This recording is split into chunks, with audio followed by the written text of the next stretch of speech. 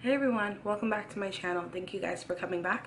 If you haven't already, please hit subscribe so that you can stay tuned for all the videos that I have to come and so that you won't miss out. If lately you've been feeling like your relationship with God has been up and down, hot and cold, and just not as consistent as you'd like it to be, and you question often why this is happening, this video is for you. Today I'm going to be teaching from Jeremiah, and I'm going to explain to you how our relationship with God should be and why certain things aren't looking the way we want them to and what we can do about them. Our relationship with God is often compared to a bride and a groom's relationship, a husband and a wife's relationship. In Ephesians 25:5, it says, "Husbands, love your wives as Christ loved the church and gave himself up for her, that he might sanctify her, having cleansed her by the washing of water with the word, so that he might present the church to himself in splendor, without spot or wrinkle or any such thing." That verse basically said that Christ gave himself up for us, just as a husband should give himself up for his wife. Therefore, Christ is the bridegroom and we are the bride. The church is the bride of Christ. Now, when we go through these ups and downs, like I previously stated, the ups and downs are basically us furthering ourselves from God and wavering in faith. Now, I want to describe to you what the Bible has to say about coming back, going, and having this hot and cold type of relationship with God. So I'm going to be as transparent as possible and just dissect the word. So let's get into Jeremiah chapter 2, verse 23. So the first verse says, "You say that's not true. I haven't worshipped the images of Baal." But how can you say that?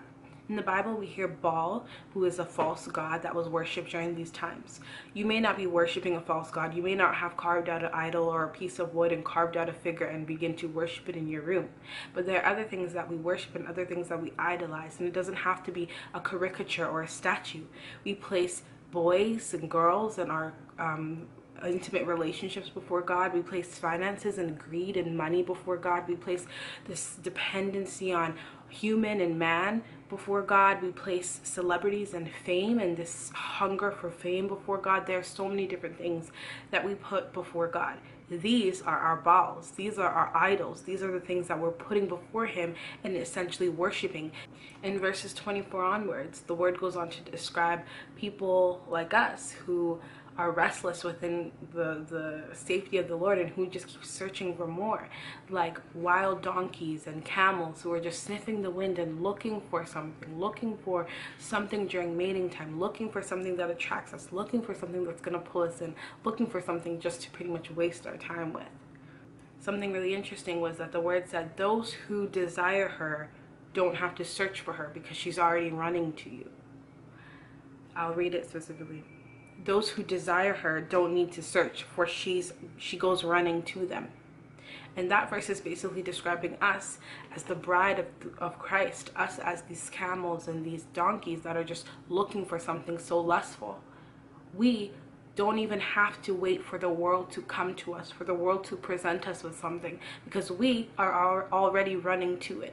We're already running to the world. We're already so ready for whatever it has to offer us. We're already so eager to see what the world has to offer us. We're already there that the world doesn't even have to do any work. There's no effort involved. The world doesn't have to even try. The enemy doesn't really have to do anything to kind of pull you in. You're already there. You're already there. You made yourself so readily available to the enemy for him to use you and ruin you and to bring down your confidence and bring down everything that the Lord has built up. Verse 25 says, "When will you stop running?" And that's the question I'd like to pose to you today.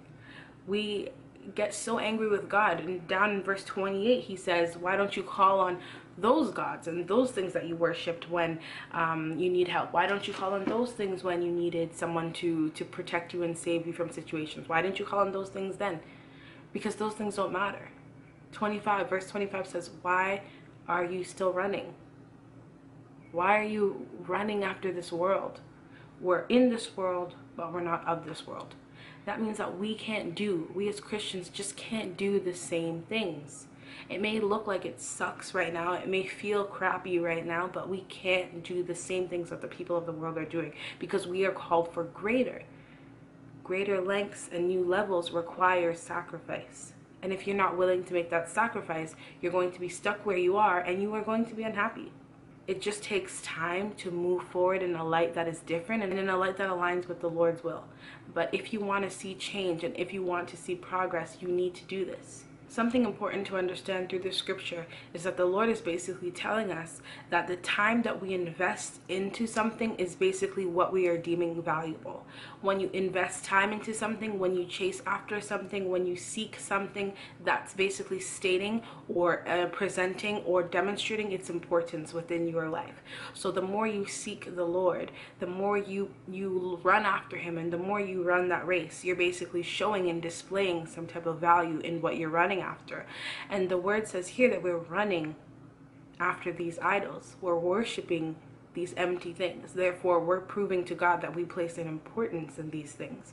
But really, do we really care about celebrities and money and cars and Instagram followers? Do we really care about that over God? If it's not true, because girl, it's not true for me. If it's not true, why aren't we investing more time into the Lord than we are into these empty things? God asks us, why are we still running? Why are we so eager to please the world? Why are we so eager to follow every trend? Why are we putting our boyfriends and our girlfriends before God? Why are we putting our husbands and our wives before God? Why are we doing that to him, to ourselves? Why are we doing that? But then in verse 28, he says, but then when something goes wrong, you are the first person to come back to me. I'd like to go back to the beginning when I described that. We are basically in a relationship with God. We, the church, are the bride, and God is the groom. But we're putting other things before our groom. That's like you at your wedding, walking down the aisle, and instead of your husband taking your hand when you get to the front, he just kind of bypasses you and goes picks one of your bridesmaids instead at your wedding day. That's pretty much what we're doing to God. We're saying, we know you're here, Lord, and we know you're for us, Lord, and we know you're powerful, Lord, but you know, I'd rather not pray right now. I'd rather just go play some Xbox.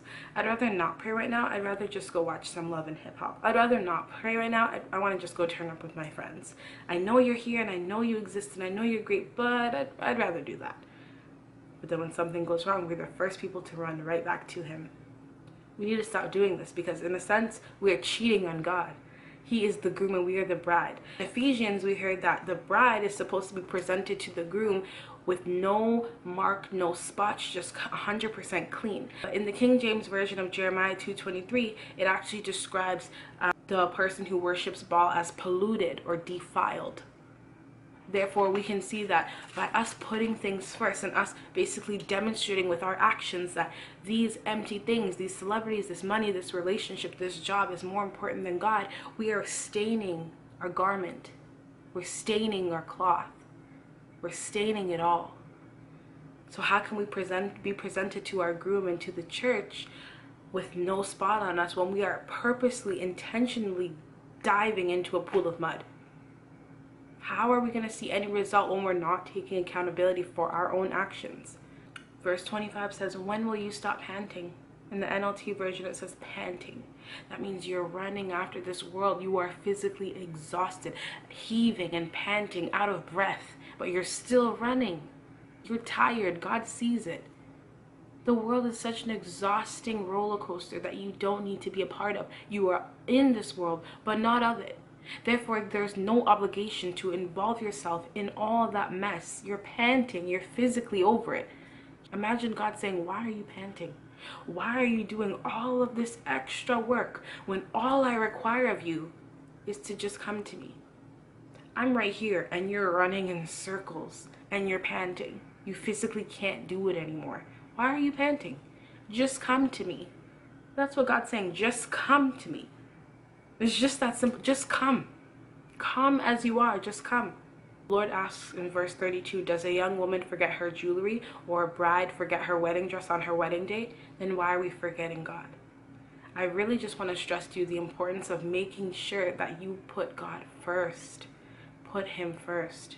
Because if you want to see all that change and the growth and the development, and you want to see him use you and you want to see yourself grow, that is the only way you're going to do it.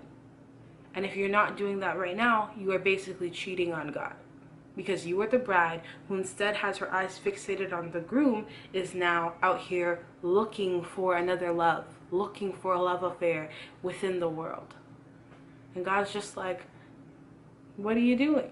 When a bride forget her wedding dress on her wedding day, that means that something is happening and you are prepared for what's happening. That means something is about to happen in your life. You are the bride, and you're going to need that wedding dress on you very, very soon, because an event is about to take place.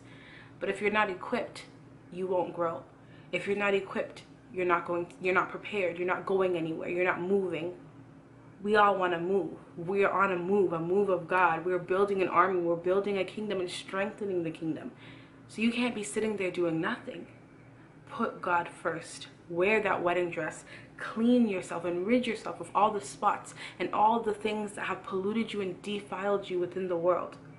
And turn to God, your first love. Turn to Jesus, your groom. The one who wants to present you to his church so clean and unspotted. The only one who looks out for you completely, 100% genuinely. Turn to God. I'm telling you, invest more time in him than you do in anything else, and watch your life change immediately. Everything will change, but it takes that one action. It takes that one choice, and he's going to do it. I believe he's going to do it, and the word says he's going to do it, so he's going to do it, and you're going to see your life completely change. No more discouragement, no more sadness, no more wallowing and sulking, just a move in faith and in purpose. I really hope you guys enjoyed this video. Be sure to thumbs up, subscribe, scroll through some of my other videos if you haven't seen them, and I'll talk to you in my next one. Bye.